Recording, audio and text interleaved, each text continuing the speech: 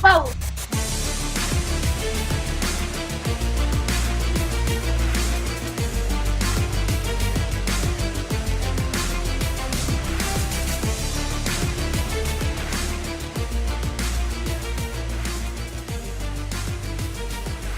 Court is in session with Ryan in Sacktown on If You Don't Like That. Now, Ryan in Sacktown. Oh, must be Ryno.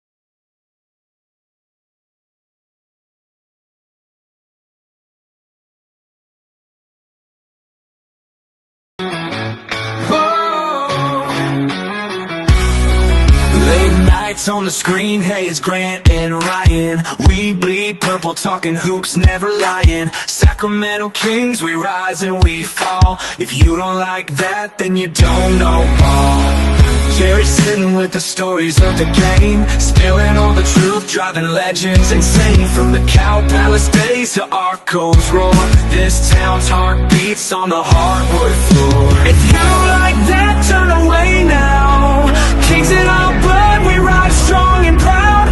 Running up the score, Kings never back down. If you don't like that, this ain't your town. Sorry about that, y'all. Thanks for the help in the chat. And Rudy, yeah, dude, I guess Bako is greater than Ryno because he was muted during the open. Welcome in, everybody. Kings, Hawks tonight. I'll summarize what I said in 2 sentences. 11th game this month for the Kings. News on who's in, who's out. Want to hear from you tonight. Also, we'll talk about De'Aaron Fox, 109 points over 2 games. We know about that. The line, it's moved a lot today. There's a reason for that. Not great news for the Kings. But regardless, here we are. Welcome in to the pregame show. Happy to have you here. Get involved with the show. You can call using the QR code on the screen. There. Wherever. And also, you can use the link that is in the chat. But good to be with you. We got all coverage of it for you tonight right here. Halftime, Jerry Reynolds, and post-game, we take your calls. And also, safe to bust out your Red King stuff. You don't have to worry about Roy Al jumping around the corner from you.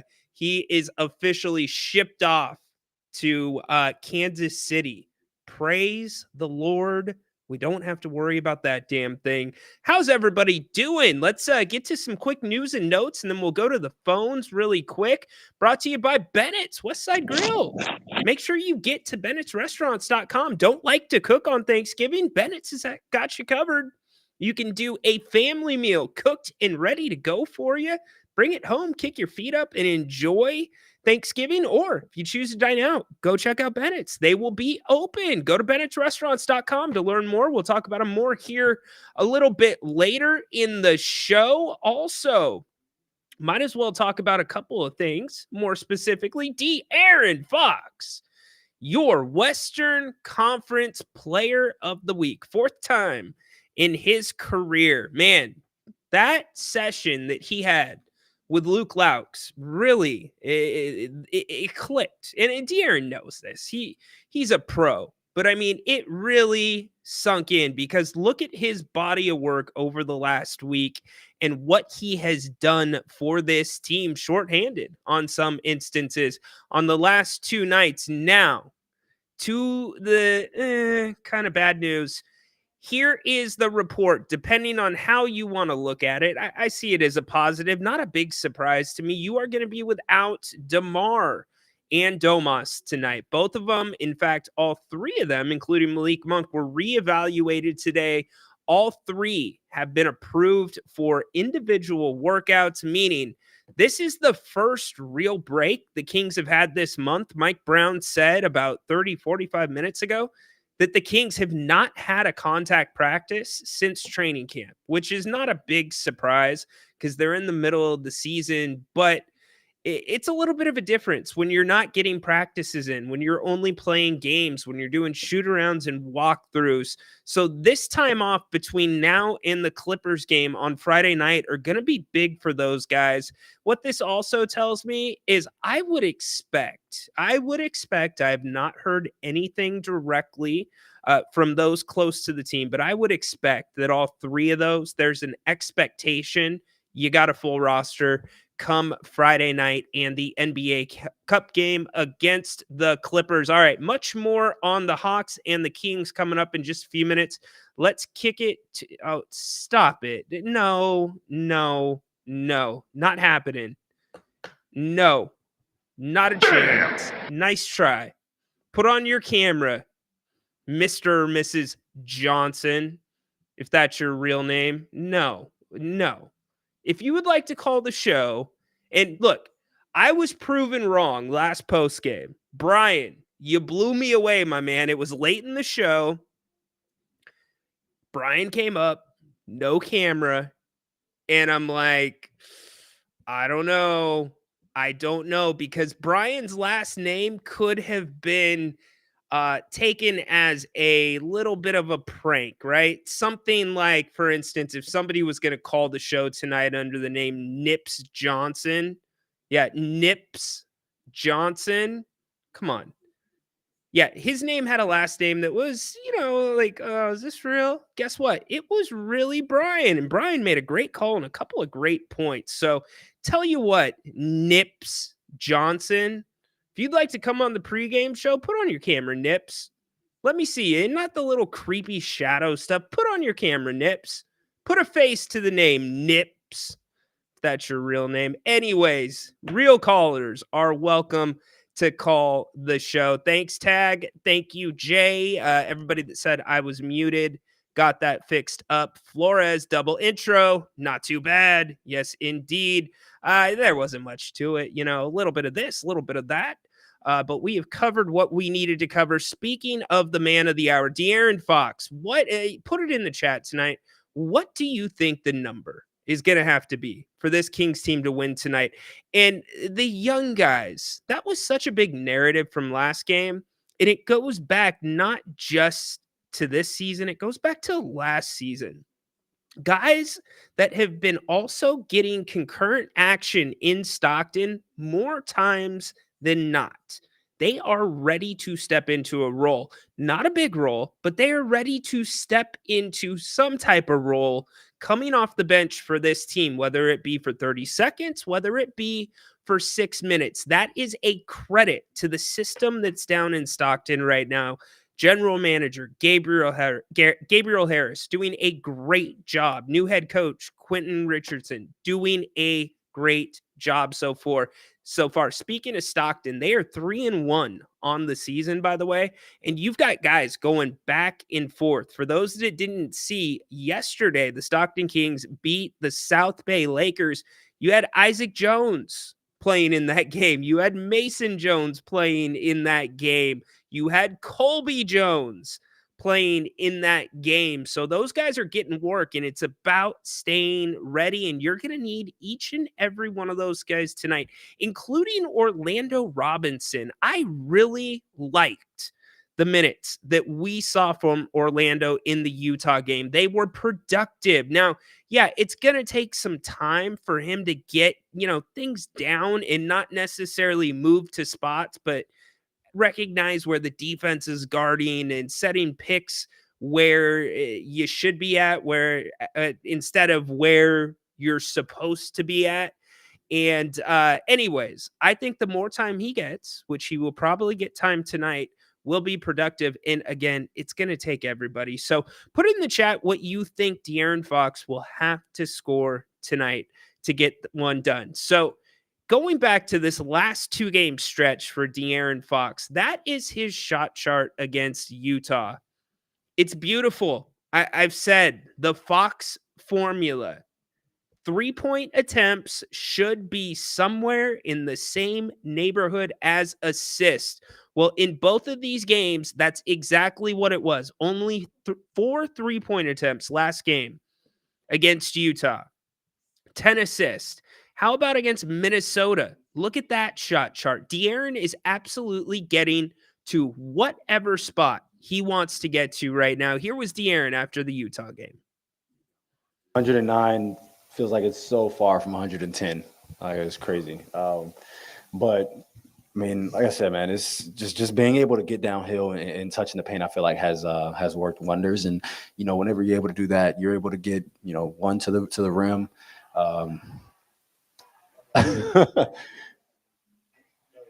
You're able to, 1, get to the rim, 2, get to the free throw line, and 3, you're able to still create for teammates. So, like I said before, man, just trying to have a point of emphasis on that. I mean, I didn't even shoot a 3 in the second half, and just being able to touch the paint. You just tweeted out. It's a big thing. It is a huge thing. Coach Brown also gushing about De'Aaron and his performance. Big time game by Fox. It was beautiful to watch our guys, top to bottom.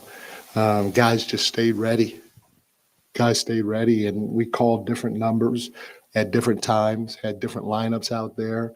And everybody that came off the bench was big for us. Lynn was huge. Orlando was big for us. Jordan was big. The biggest play of the game was just a simple play offensively. Keegan only had 5 points, I think, but he had a tough assignment in guard marketing, and he drives the basketball. Keegan does, and he finds Jordan in the weak corner for a wide open catch and shoot 3. That's the type of stuff that we're talking about. Touch the paint and spray it, because everybody's going to collapse. So just a big time play by Keegan. Like I said, Alex was great. Isaac, I mean, he hadn't played meaningful minutes at all this year, and he was pretty good. You could see his athleticism. You can feel it for a young guy that hadn't played. He's just going to only get better. I told our guys too, they just kind of stayed with it.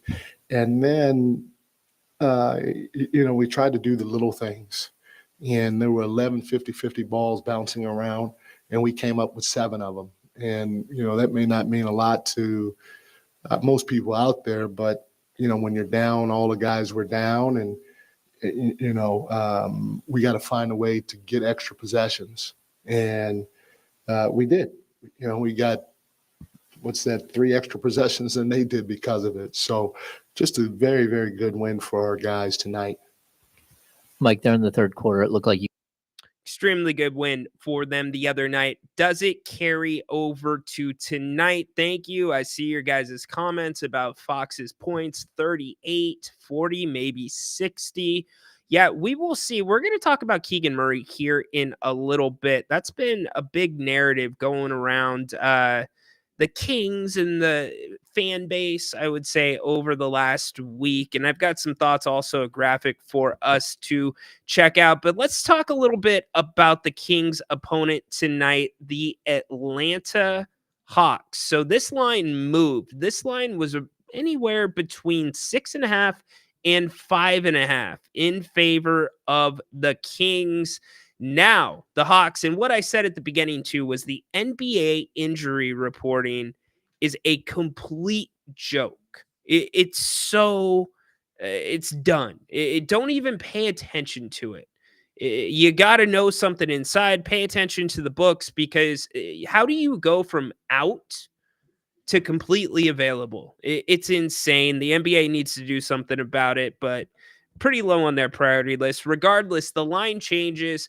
3.5 points now. Your Kings are the favorites. The reason it changed, Bogey, your man, one of the fan favorites here in Sacramento, he has been out with a hamstring injury. He is returning tonight. So, other than Cody Zeller for the Atlanta Hawks, who is out, they are going to be pretty much at full strength. Remember, the first meeting between the Kings and the Hawks, 123-115. That was on the 1st of November.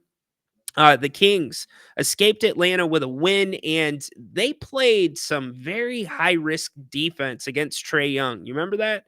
Some very high-risk defense. Will they do the same tonight? I highly doubt it. There's no way the Kings have the personnel to give that same look. Now, you'll see some zone and maybe a little bit of trap, but not by any means like we saw before. As for Atlanta, what do they do well? What do they not do well? Well, let's talk about it. They are 4th in the NBA in pace. The Kings, to give you a comparison, the Kings are 14th in the NBA in pace, and the Kings want to play the fast. When we see the Kings at their best, they are playing fast. So, what do the Kings have to do tonight to keep the pace in their control? Well, there's a few things. Offensively, the Hawks aren't necessarily great. 17th in offensive rating, 22nd in defensive rating. In fact, their net rating is a negative 3.6. That's about where it should be for a 6-8 team. But are they a true 6-8 team? It depends on the night. They've had injuries, much like other teams across the NBA. Some of the things they do well, free throw attempts. They are 4th in the NBA at getting to the free throw line, and that's because of Trae Young.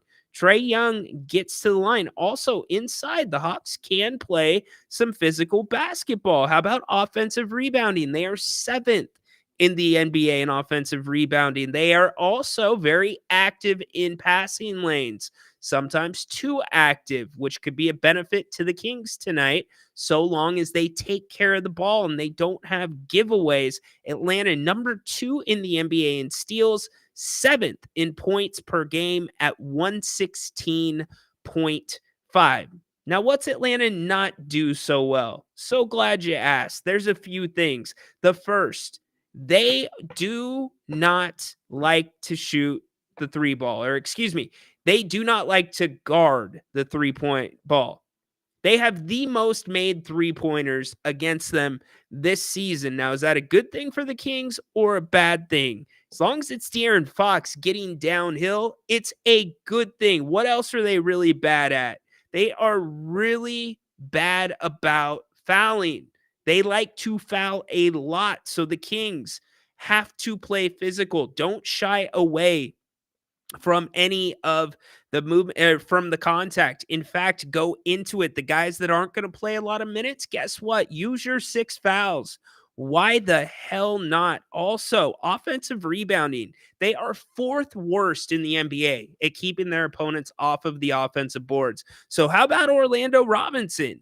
How about the guys down low? Isaac Jones, who had success against much bigger big men last game with Utah. So the Kings might be able to come out well there. Again, 28. They are the 2nd worst scoring defense in the NBA. Their opponents are averaging 120.4 per game. Steals, 5th worst. 5th worst against their opponents. So what I'm saying is the Kings have a route here, and it is pace. It's taking care of the ball. I think that the Kings, like Mike Brown talked about, the 50-50 balls, the energy, that is going to be what changes. And when you have pace, no, dude, I know you're not Corn Dog. That's your 3rd fake name. Get a freaking life, my man. Dude, are you just living to troll this show? You can keep doing it. We're not going to pay attention to it. Dude, get a life. Holy crap. Anyways, so that's what the Hawks look like. Here's what the Kings look like. We know their numbers. It's a lot of the same. It is going to be a win by committee for the Kings tonight. But Atlanta comes in again. We talked about it, or I talked about it a little bit ago. They lost to the Blazers 114-110 the other night, but you got to watch out. Jalen Johnson, he has given the Kings problems in the past. Jalen Johnson is a very athletic wing that can play inside, play outside. We know about the dribble penetration as well. That was a problem, especially in the second half last game against the Hawks. The Kings were able to pull that one out simply because they came up clutch at the end of the game. So who's going to be that guy tonight besides De'Aaron Fox? A lot of different opinions about Keegan Murray over the past week and his inconsistencies and what he needs to do to get on track offensively. Yeah, you guys, Athena's like, why are you telling the dude to quit trolling? Because in my ear, I can hear the person calling off and on, and what you don't see is the names they're putting there. There's not much I can do about it, so I'm not going to give him the benefit of the doubt, if you get what I'm saying. Frog, I think the Kings play good enough defense to have a decent shot at winning. Also, make free throws tonight. You got to get to the free throw line, and that's what controlling the pace is about. The thing that impressed me the most about the Kings in pulling off the win against Utah the other night was the fact that Utah absolutely dominated the physicality and the pace in the third quarter. They got into the bonus halfway through the third quarter, and by the 158 mark of that quarter, Utah had shot 14 free throws in that period, and the Kings had shot none. Now, the Kings ended up shooting between 158 and the end of the quarter 7 free throws, but the problem is when you send a team to the free throw line like that, make or miss, they get to set their defense every single time back up the court, which makes for a slower pace, which makes for a choppier game. So you, as the Kings, want to be in control of that. So I completely agree with that. But getting back to Keegan Murray really quick, I want to play this clip from Coach Brown. I think it, and De'Aaron Fox addressed it after the game as well. The media asked multiple times about what do you do to get Keegan going? And we had a decent talk about it on the post-game show the other night. Here was what Coach Brown had to say. No, Fox knows. I told him this. I'm telling you, man, there's been in the game since '92. There's not a single person in this league that can stop him from getting to the spots when he wants to.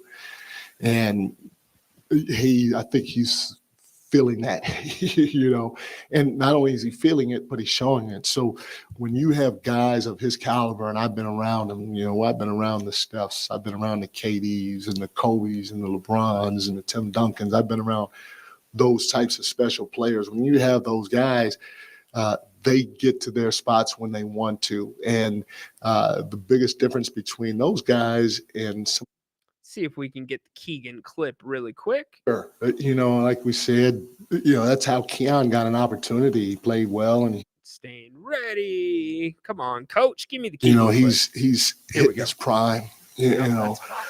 Sorry, y'all. Working on this. He's a very, very good shooter. The one thing that everybody has to remember, his rookie year, he was strictly a catch and shoot guy, so he didn't have to think much. And then on top of that, we didn't always put him on the best perimeter player. Now he's got Markin. He's got Book. He's got somebody of that caliber every single night. And then we're asking him to rebound. We're asking him to run the floor. There's a lot we're asking him to do.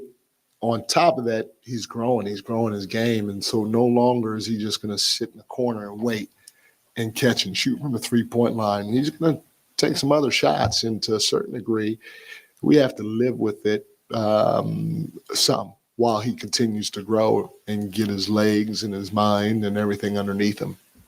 Mike, you mentioned. So here's the thing.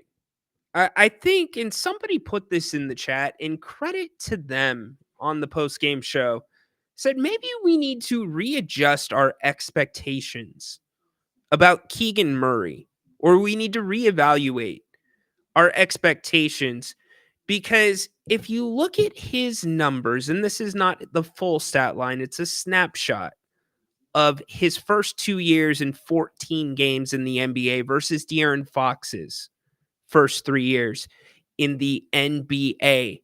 Arguably, name me another Kings rookie since De'Aaron Fox that has improved at a steady, if not similar, rate to De'Aaron Fox.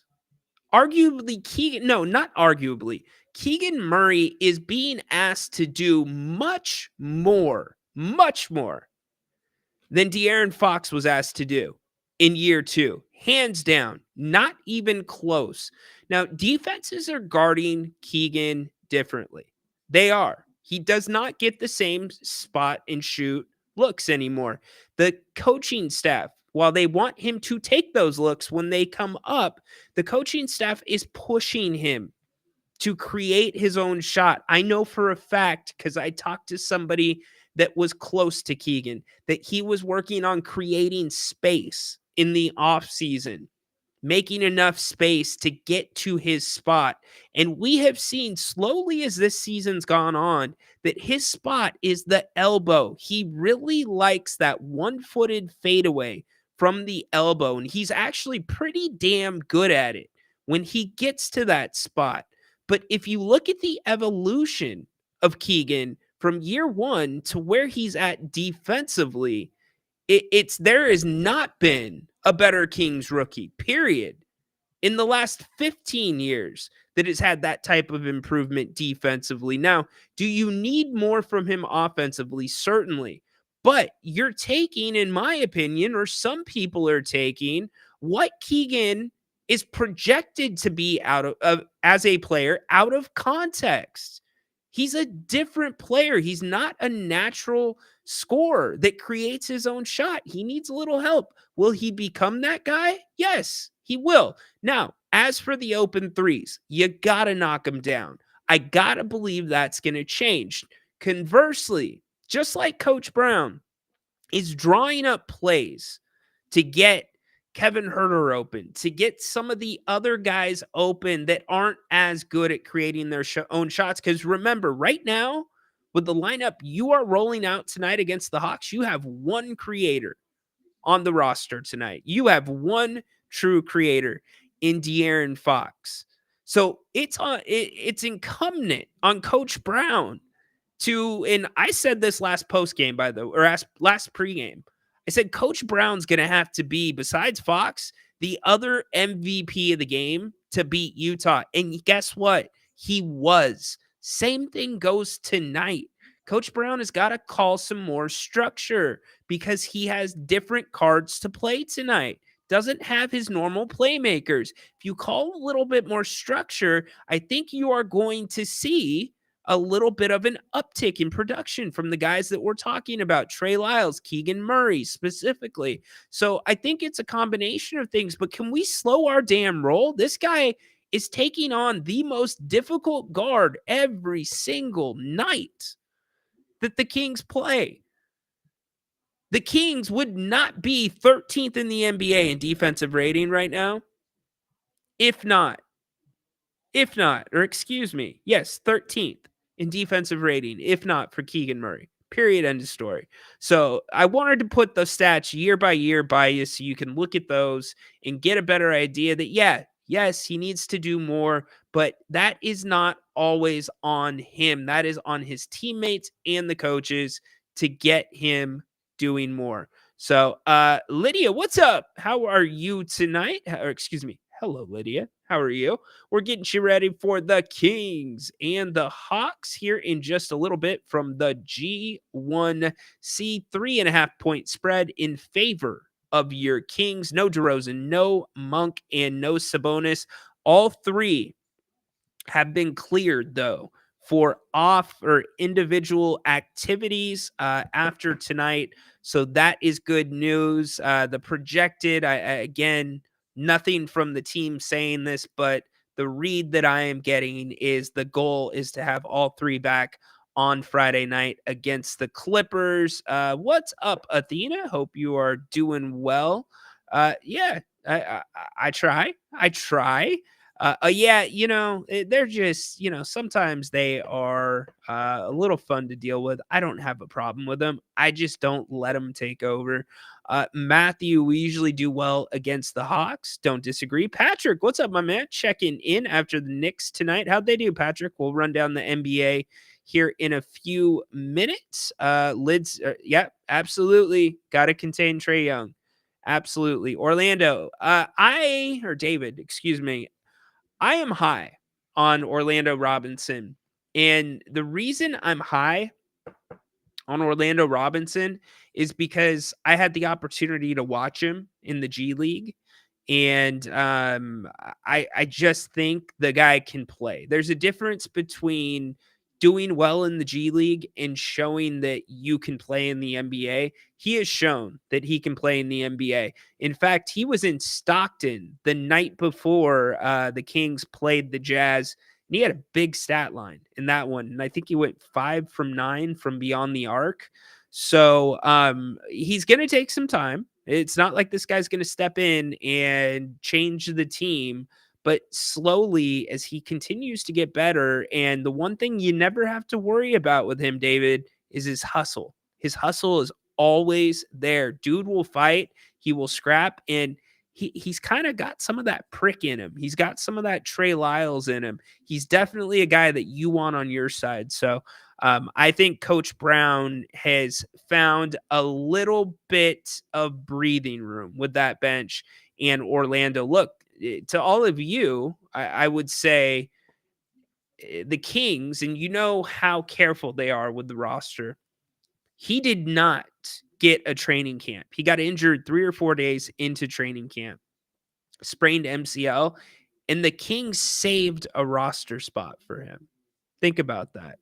They saved a roster spot. So they obviously like what they see. So I think he's going to be a very, very helpful piece.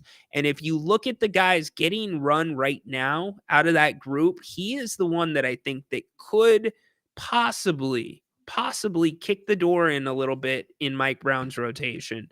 But still much more that we need to see from Orlando. Over under Fox points 35.5. It's got to be over. Dude, what happened? I saw your text message. What'd you do to get yourself kicked off YouTube, Adam? The casual guy cast. Jamal says the Kings are losing. If we had Sabonis, we would be good. Look, Bogey is going to want to have a big game tonight. The question is, what is his shape like? Is Bogey in decent shape? The Kings let him walk. Talk about one of the few mistakes in the Monty McNair era here in Sacramento. That is definitely one of them. If we look at what the Hawks have done in the last 5, they've lost to Portland 114-110. They won against Washington 129-117, a win over Boston. So that tells you that this team is capable on certain nights. They beat the defending world champs and then 2 losses to Chicago and Detroit. So they're Jekyll and Hyde. But still figuring out. They're still working in Zachary Risache, the number 1 pick overall this year in the NBA draft. Remember, he shot a ton of threes in the last game. Many didn't fall. Now, here's the guy that I'm keeping my eye on tonight. Larry Nance Jr.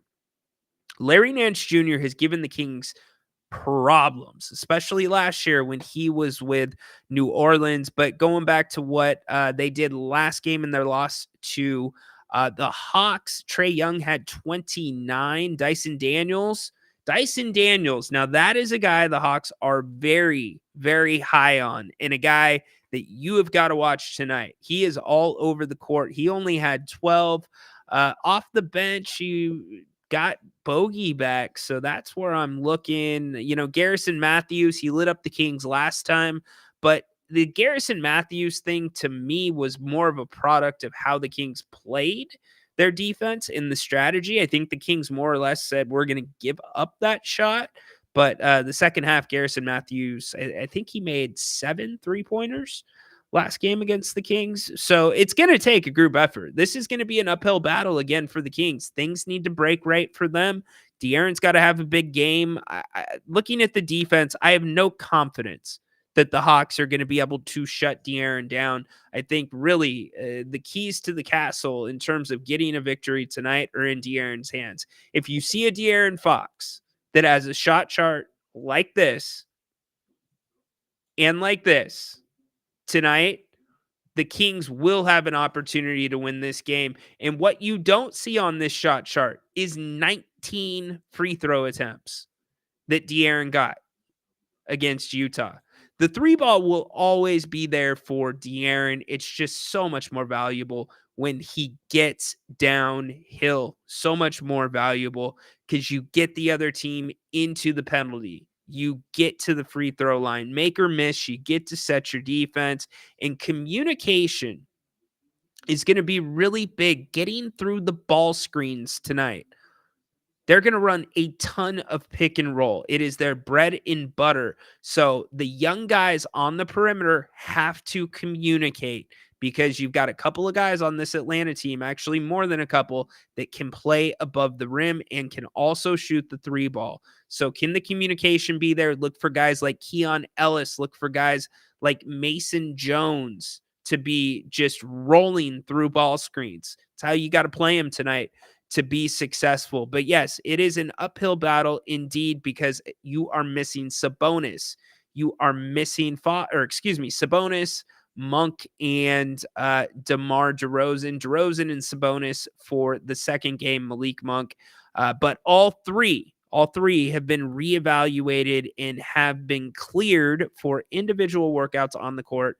So that is a positive. You know, another positive, Bennett is going to be open on Thanksgiving. That's huge. If you don't like to cook or you like to go out to dinner on Thanksgiving, Bennett's will be there for you. All 3 locations located in the greater Sacramento area. You're looking at their newest one, the West Side Grill in Rockland in the Blue Oaks Town Center. Prime cuts of seafood and steak.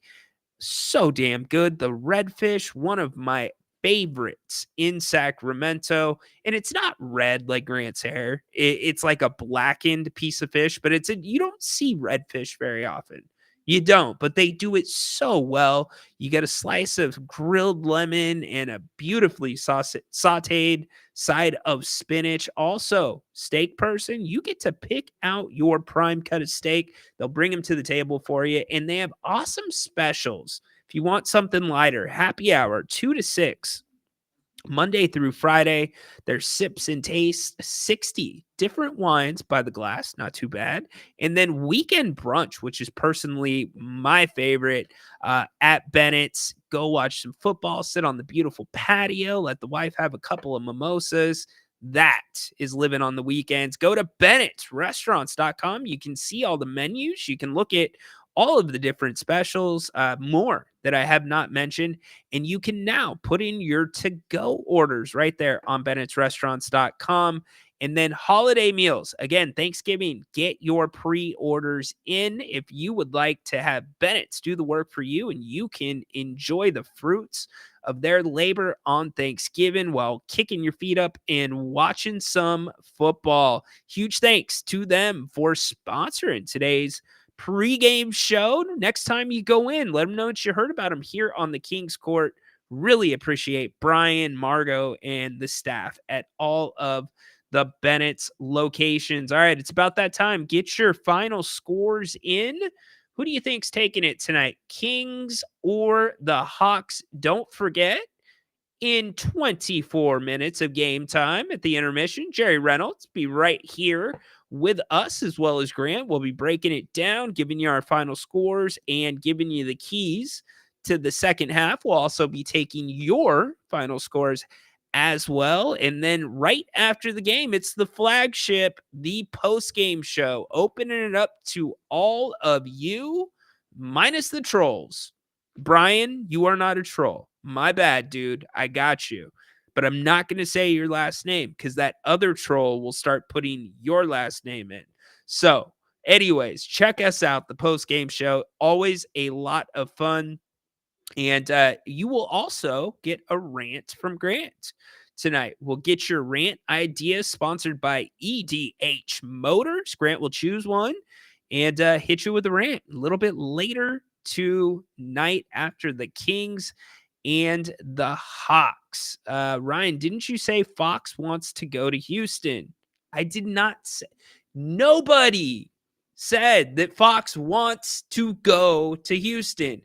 Grant said that Fox has always had a dream of playing for Houston.